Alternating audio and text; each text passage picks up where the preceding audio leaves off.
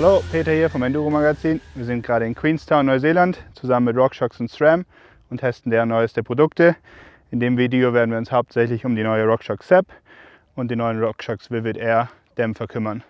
Wir waren die letzten 2 Tage im Bikepark, haben versucht, das Fahrrad möglichst gut auf mich einzustellen und vor allem alle unterschiedlichen Einstellmöglichkeiten auszuprobieren, sodass wir quasi wissen, was die einzelnen Einstellrädchen genau machen und wie groß der Effekt davon ist.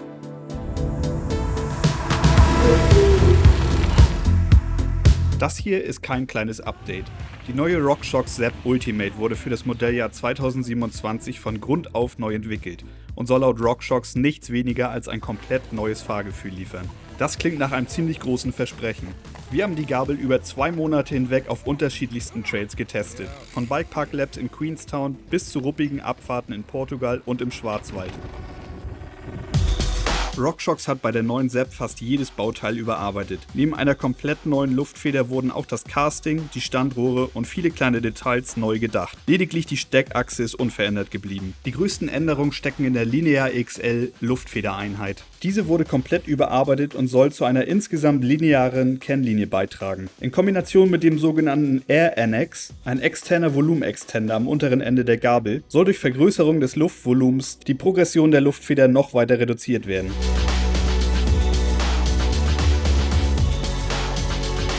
Bei der Dämpfung hat RockShox gezielt nachgeschärft. Die neue Charger 3.2 Kartusche arbeitet in einem angepassten Tune, der besser zur linearen Luftfeder passt. Bei den Einstellmöglichkeiten hat sich nichts geändert, außer dass die Klicks nun klar definiert sind und das neue Design macht es extrem einfach, die aktuellen Settings abzulesen.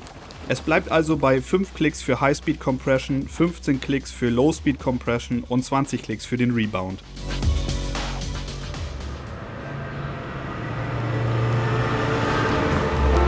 Als nächstes hören wir einige Insights von den RockShox Produktmanagern Lindsay und Jason. So having a linear air spring is great until you get to the end of the travel, right? We do have a new feature on ZEB that is something that we're calling adjustable bottom out. And so we think that that creates more predictability, more comfort and control, and the byproduct of all of those things is speed. And so when it is in the fully retracted position, it is engaging the last 7 millimeters of travel.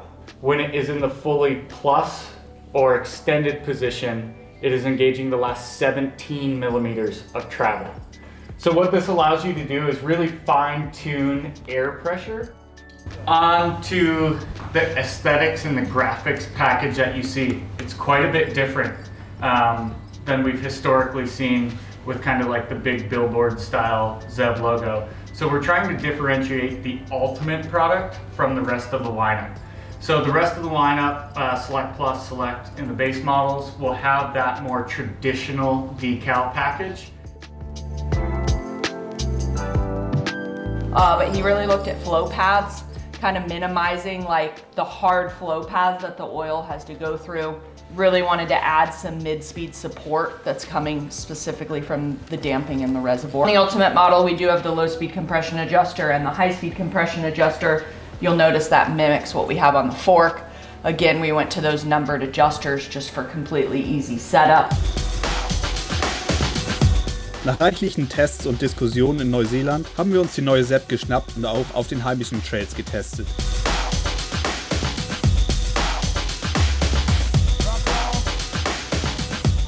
Also zurück in Deutschland. Wir haben jetzt ungefähr 4 Wochen auf der neuen RockShox ZEP. Wir haben sowohl die mit 170 aus Neuseeland, aber auch mit 160 im E-Bike und sind jetzt hier nochmal in der Pfalz, um dem Ganzen nochmal genauer auf den Zahn zu fühlen. In der Pfalz haben wir die Chance genutzt und die neue ZEP in unterschiedlichen Rädern Back-to-Back gefahren. Außerdem haben wir sie gegen die neue 38er verglichen. Also was uns vor allem am Anfang jetzt aufgefallen ist, im Vergleich zur alten ZEP, aber auch im Vergleich zur neuen 38, ist die Lebendigkeit von der Gabel. Sie fühlt sich wesentlich wuseliger an, ohne quasi die Kontrolle am Boden zu verlieren oder eben dieses satte Gefühl und den Grip. Außerdem hat RockShox nochmal einen Schritt nach vorne gemacht bezüglich der Haptik und dem Feedback von den Einstellknöpfen. Das war schon auf einem sehr hohen Niveau, ist aber nochmal einen Ticken besser geworden.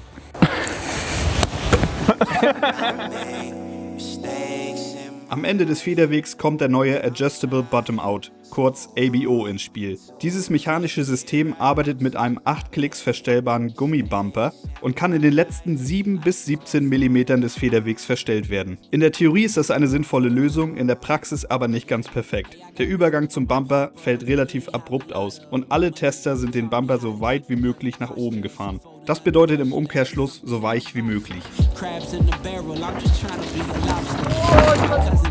Die sogenannten Breather Holes sind strategisch platzierte Öffnungen, welche beim Einfedern das Luftvolumen des Lower Legs vergrößern. Hierbei wird Luft in den Raum zwischen Standrohr und Linear XL Luftkammer geführt, wodurch der Luftdruck beim Einfedern reduziert und dadurch wiederum die Progression zusätzlich verringert wird. Beim Setup müsst ihr euch darauf einstellen, dass ihr teilweise 60 bis 80 PSI mehr als beim Vorgänger fahren solltet. Dadurch lässt sich die Gabel feiner abstimmen und kleine Änderungen am Luftdruck haben weniger Einfluss auf das Fahrverhalten. Genauere Infos dazu findet ihr in der hauseigenen Trailhead-App.